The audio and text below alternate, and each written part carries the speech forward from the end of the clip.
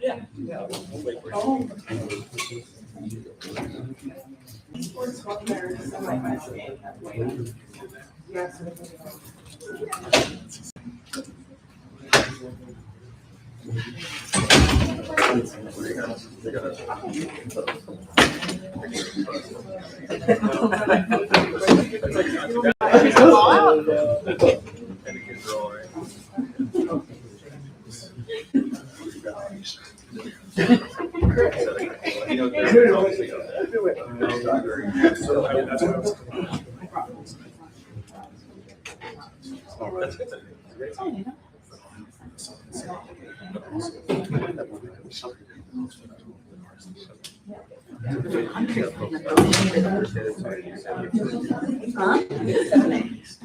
What? Yeah. Like, ceasefire.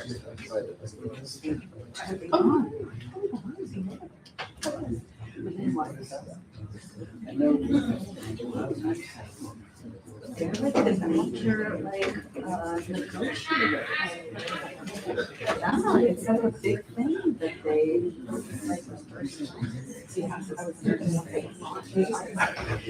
like, world, you know, global, like, global, as the, you know.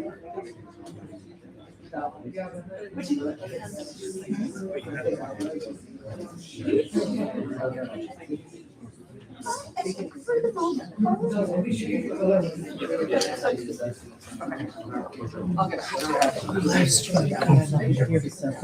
So awesome. What's your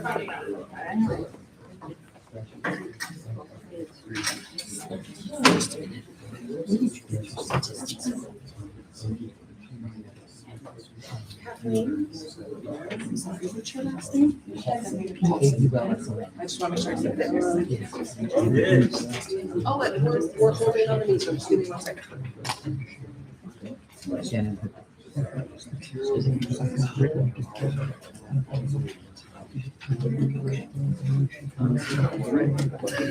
Oh, that's a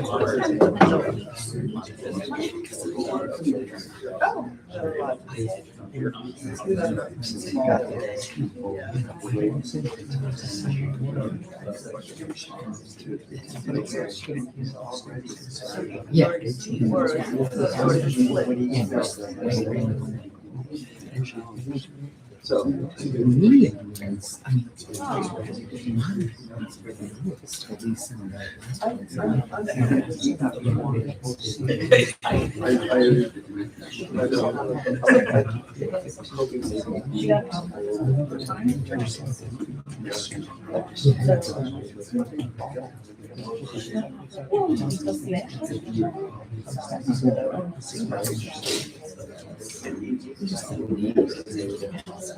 especially in those sites.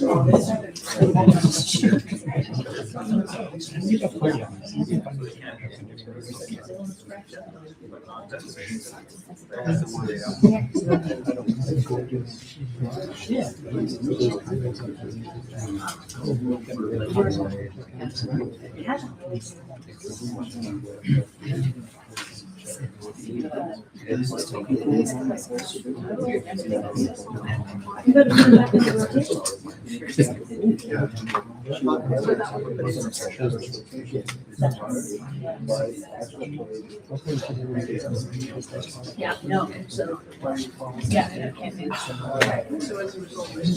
Do it again.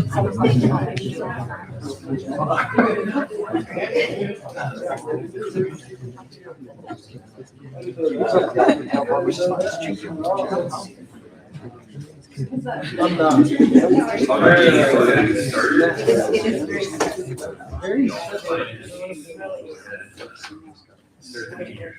So good afternoon, good to see everybody. Happy return from spring break for all of us and our staff. We'll go ahead and call to order and we'll start with the pledge of allegiance. So please stand for the pledge of allegiance.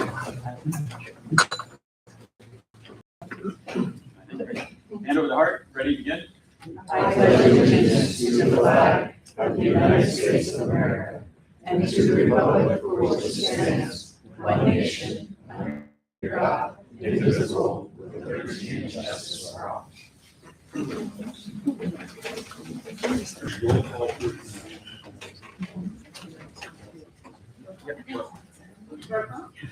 Board President James Forsyth. Here. Board Vice President Shannon Fredericks. Here. Trustee Sabrina Rodriguez. Here. Trustee Dr. Jerry Annenberg. Here.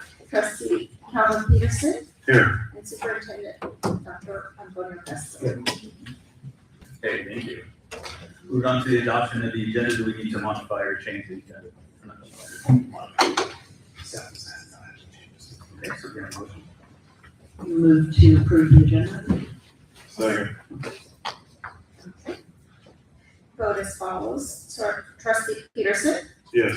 Trustee Annenberg. Yes. Trustee Rodriguez. Yes. Trustee Fredericks. Yes. Trustee Forsyth. Yes. Motion carries 5-0. All right, public comment for closed session. We can have some public comments. You're good with public comments, so we'll do 3 minutes, correct? Correct. Great. So good evening, you will have 3 minutes to speak this evening, and I will give you a 30-second warning, and the timer will indicate when the time is up. Before we begin, we would like to remind everyone that the governing board recognizes the impact civility has in the effective operation of the district, including its role in creating a safe and positive school climate. The board believes that everyone should be treated with dignity and respect in their interactions within the school community. The board understands that the First Amendment provides strong protection for speech. However, the board expects that all speech, expression, and action will follow the norms of civil behavior on district grounds. We do have students who attend our meetings, so please keep language as respectful as possible. The board is listening to your public comment. However, they are unable to respond based on the Brown Act rules.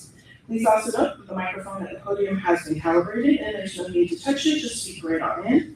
We have, let me just bring up the timer.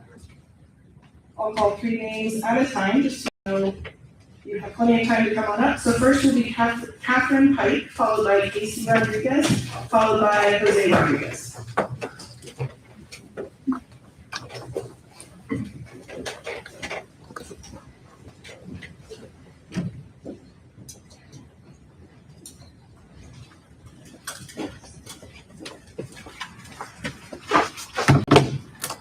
Good evening. Esteemed board members, I wanted to thank you once again for your consideration of the surplus properties tonight, and once again kindly beseech you to utilize these 3 surplus properties for the creation of affordable housing for the community that we serve here in Ventura, as well as for our VUSD education workforce. I am very grateful to those of you who took the time to email me back on this topic, and I appreciate all clarification and context, and I am delighted to speak once again on this very, very critical need for affordable and low-income housing for our education workforce and community members that could be created with these 3 properties. Housing created from these 3 surplus properties would directly address our board's very magnificent priorities that are here prominently displayed behind me. Building upon VUSD's strengths would be an absolute slam dunk with such an investment, as it would continue to retain the amazing community and our incredibly dedicated and unionized education workers. This would also, of course, build directly into student achievement. If our students don't have to move because their families can afford to live here, that's really, really great stuff. That is certifiably fabulous. Culture and climate. Oh my goodness, could you imagine how glowing the reviews of this district would be if we utilized those items, not for $800,000 condos that no one here can afford, but for things that we could afford for people in this community, for those that work here. Educational options and programs. We have a lot more funding if people stay here for those educational opportunities and programs to continue to broaden the horizons of the options we can provide and to grow the great people that we have doing those positions. Our facilities, we don't have to maintain facilities that we no longer utilize because they are instead being managed by a vested, excellent public service. That would really, really solve some great things for us. Likewise, declining enrollment. Ooh, if people can actually afford to live here, they will stay here. This is such a beautiful place. I am so fortunate to be a transplant. I've lived here for over 20 years. I can't imagine what life would be like not living here. And I know that that's something that a lot of our students, and unfortunately, a lot of our community members and workers are facing. So again, I just want to thank you folks so much in collaboration with the amazing people in our community, in collaboration with the community partners that we have, the great people at Cause, the Ventura Tenants Union, our Best Friend VUA siblings, and the larger Ventura community that we serve. I just want to thank you for your opportunity again to discuss this item and urge you to please remember the great people that live here. When you are making these decisions, please consider affordable and low-income housing. Thank you so much. Up next, Casey Rodriguez, followed by Jose Rodriguez, followed by Marco Cuevas. Hello. I understand that proper notice was given, but scheduling this discussion immediately after VRSD spring break feels like it limits the community's ability to fully participate. For such a serious decision, the most respectful and transparent approach would have been to ensure this conversation was live streamed. Thank you to the amazing Amber Thompson for stepping up and showing our city that you are fully committed to being an amazing leader for VRSD. I'm here to share my opinion on the proposed sites. In regard to the Washington School, it currently does serve as a much needed green space for the community, with private interest, including City Church, showing interest in this location. However, there is no guarantee that it will remain a public space where all residents feel safe and welcome. For this reason, I strongly support VRSD's using this site to help move Ventura forward, prioritizing our students, our educators, and our families over the interests of a private group. Regarding the Avenue School location, as a well-known disability and youth advocate, I still fully support the trade school collaboration with the ARC of Ventura County. Our community needs this type of inclusive space that will create supportive pathways for those who do not seek the traditional university routes. Ventura is a union town, and we should continue building opportunities that reflect that. Well-skilled trade workers are essential to the future of Ventura. It is our responsibility to invest in that future. Thank you for your time. Up next is Jose Rodriguez, followed by Marco Cuevas, followed by, I believe it's Crawford Coates. Good afternoon, school board members. My name is Jose Manuel, and I'm here to organizer for Cause here in Ventura, here to urge you to strongly consider allocating all of your surplus land to be turned into affordable housing. There's too much affordable housing is something that you will never hear anyone say in Ventura. All throughout the city, there's a vast need for affordable housing to be built in order to keep generational families to stay in the area and continue to be part of our collective heritage. It is with projects like the ones proposed by the Housing Authority that can provide some relief for your workforce to remain local and live in the same city they so passionately serve. By allocating these plots of land for affordable housing, you can ensure that their children attend our schools, which in turn helps sustain your enrollment.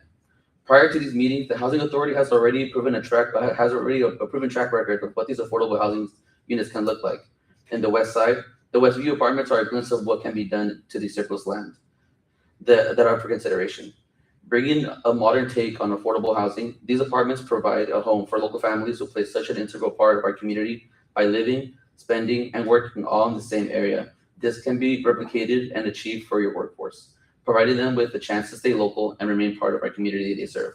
I strongly urge you to consider allocating all your surplus land to affordable housing and help ease the burden of renting here in Ventura. Thank you.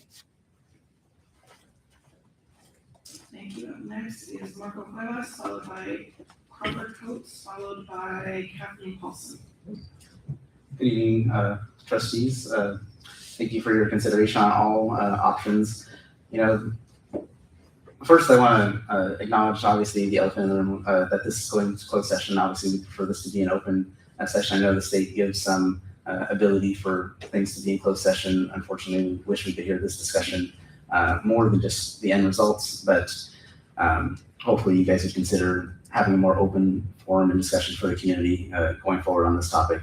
I also want to preface my comments by saying I do support more affordable housing options and workforce housing options specifically, and I think on a site like this HQ, that could be a great thing in building, a community, basically a community within our larger community. This is a great idea for a master plan. If you came when the county they did it here, and then they did it also at Westside Community Council to survey and understand what the potential would look like at this site. And so I urge you to talk with residents and understand the potential for a site here. However, while I do support affordable housing and workforce housing, it's not something that needs to be done everywhere. I think that seems to be the simple approach. If housing everywhere was the approach, then, you know, when we think about what's the highest value, there wouldn't be schools, there wouldn't be anything for public services and public support. And I think there needs to be an understanding and balance for things. And so when you look at something like the Avenue School, another way to have affordable housing is to have better paying jobs. In order to have better paying jobs, you need to educate the population on those jobs. And so at last week's Westside Community Council meeting, there was a report done which showcased that there was a survey that's currently going around, surveying residents that are looking for work and businesses that are hiring, specifically here on the west side. And what we found is that while there are a number of businesses, especially given that this is an industrial area, that are hiring, there's a mismatch in that residents do not have the skills for those trades. And so how are we going to train them? We need a trade school. We need education for those jobs and for those higher skills. Simply providing affordable housing means nothing if people don't have the jobs and they have no income. No income that doesn't do anything. And so I think being diverse, when we talk about educational options and programs, as is a goal, having that diverse option for education, specifically to be able to train our workforce, is something that we need to keep for balance. And so also that site specifically, housing, I know I've heard that it sits near industrial land. So businesses like OST, for one, would be opposed for it. And also, is that doing a disservice for the people that would live there, given that it would be near a polluted area? And so you don't have to go far to know that housing near polluted areas, like in Simi, for example, with the Santa Susana Field Labs, provides detrimental health effects for the community. So there's a lot more complexity here than just saying we're going to put affordable housing here. There's a lot of options. So please support the trade school. Thank you. Up next, Crawford Coates, followed by Kathleen Paulson, followed by Zulith Lucero. Thank you very much for hearing my comment. I'll try and keep it brief. I wanted to just express my support for the idea of the Avenue Trade School. I want to echo what Marco said. There's a disconnect between the businesses on the Avenue and the people who are looking for work.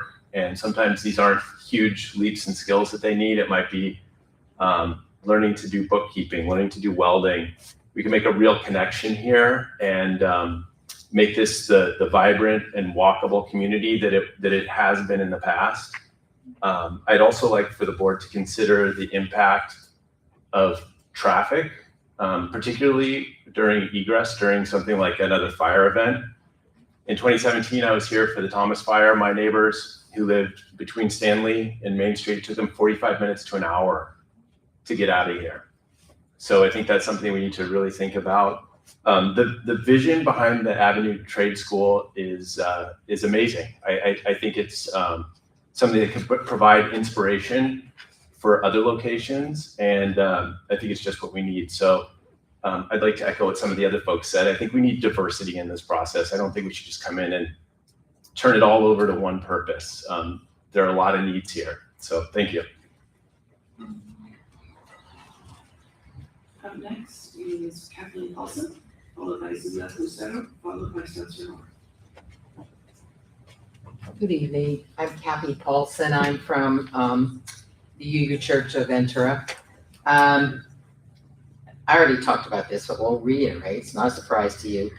We need housing for a lot of moderate housing for beginning teachers and those types of level of professionals.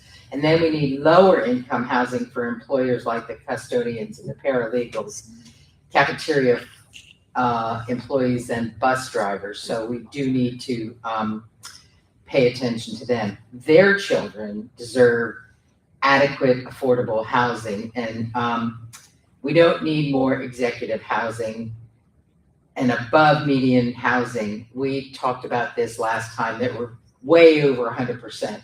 There's a little squabbling about the actual details, but of the percentage, and we're way low, particularly at moderate housing. We're way low, below 10% of the housing for the RINA information, regional area, whatever we're the amount of housing we're supposed to have. And also to comment that when you choose a builder, you want to make it compatible with the neighborhood. You want to make sure that whatever comes in is compatible. So I'm going to talk about the two sites. One, the Jewett Estate property at the end of Ralston. It is undeveloped. You know that. It's not an area where you would have a really wealthy, it's a middle-class neighborhood. So, and then the Washington School, the school itself, I feel like should be a community center, and then the rest of the property should be for housing. I think that's the plan. That's one of the plans I've heard. I support that. And then the Avenue School, the Noble initiative to build the vocational high school tech training for students with autism at the Avenue site. I think it's called Industry Horror now. I think that's the same thing. I'm not 100% sure, but so anyway, I support doing that, but consider some of the property being used for tiny houses, tiny homes for some of the teachers and some of the staff on this group, that maybe we want to consider having that available. Maybe even the teaching assistants. Those kind of folks. So that's, so I support mostly housing. I wouldn't be upset if the trade school went through. Up next is Len Lucero, followed by Spencer Moore.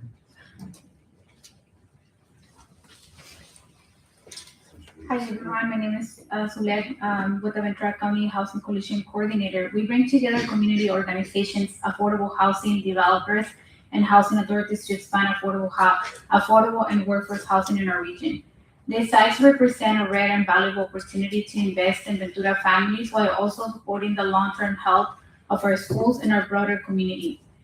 The housing crisis and the school budget crisis are deeply connected. When families are priced out of the community, student enrollment declines. When staff cannot afford to be where they work, recruitment and retention become ongoing challenges. By supporting affordable housing on district-owned land, you have the power to directly address both of these issues. You are the first school district in the county to come this far in considering the use of politically owned land for affordable housing. This can be a significant step forward and meaningful example of leadership. Your decision today can set a path forward, opening the door for other districts to follow, and also choose to prioritize affordable housing as a long-term solution to invest in school employees and address school enrollment across the county. This is an opportunity to invest not only in housing, but in the future of your students, your staff, and the overall strength of this community. I also want to thank you for the continued work and respectfully note that more advance notice for this meeting would have allowed for broader community participation. Many voices that are directly impacted were not able to be here today because of the late notice. But thank you again for your leadership in prioritizing the future of our community. Housing stability is essential for student success. Our last public comment speaker on closed session items is Spencer Moore. Good evening. Good to see you, board president, board members, staff, and Ventura residents. Appreciate you guys letting me speak on this topic. I can think back to the 7-Eleven committee, maybe 5-6 years ago, and I happened to be the only public comment for that meeting. And just to bring into context of how far we've come in this process, to do with stewardship, I think, can be moved into the future for what's best for our community. I think we have a chance to win with that by the process we've started not only here, but also in the future. So I want to kind of encourage you as board members to make a decision, not in one silo, but to look at our whole process of how we're going to move forward with selling off our schools and our land. Because I believe a multifacets can be solved here. Problems with the trade school and the Avenue School I support now the city church at Washington School for maximum open space. And if we do need the numbers according to your surveys and data for housing and affordable housing for teachers and employment, I think it may be for the first time thinking about developing the Juliet property. SOAR has come to restraints, maybe beyond its means. An infill of property, I don't believe the community is ultimately in favor for, but becoming more acceptable when you look at preserving open space in other places, like Washington School and a California historic neighborhood. We need our community to be with us holistically. With these school closures, with votes coming out, I go back to Measure E. The community voted in favor to give us $450 million. The next year, with the property tax, we just failed a year and a half ago, I believe, right?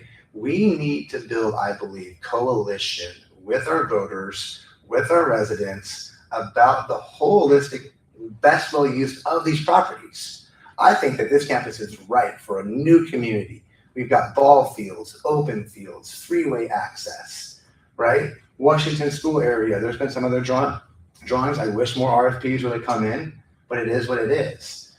To address a comment that was made earlier, I have spoken with City Church. They're willing to make a joint use agreement with the city of Ventura to create a permanent guaranteed open space, along with the laughter at school, community space with the auditorium. The church is ready to talk. I didn't know who was gonna come through with RFPs. If there would have been more open space concepts, I would entertain those as well. But I think that's what our community has been asking for, and an overwhelming majority in those meetings we've had all these years. It's such a special community. Please see the importance of that open space. Not saying against affordable housing. Let's get into that, whether it be here, other school properties in the future. Again, for the first time, I think Juliet can be discussed if the board finds that low-income housing and dealing with the housing authority or other developments are at the will of the people and their representatives. So again, I support the trade school, open space in the church, and then the development of Juliet property. Thank you for your time. That's a good one. Thank you so much. And thank you all for coming to speak. Right now, we're gonna go ahead and go into closed session, but before that, we have to have a motion. But before that, the closed session items we're gonna be discussing is the conference with real property negotiators pursuant to government code 54, 95, 6.8. And then we are discussing public closed session. Second? Vote as follows. Person, Yes. trustee Dennisberg, trustee Rodriguez, Yes. trustee Brooks, Yes. trustee Forsythe. Yes. Motion carries 5-0. Okay, thank you so much for in closed session. We will reopen our doors at 6:45, a half hour before our regular session begins. Thank you.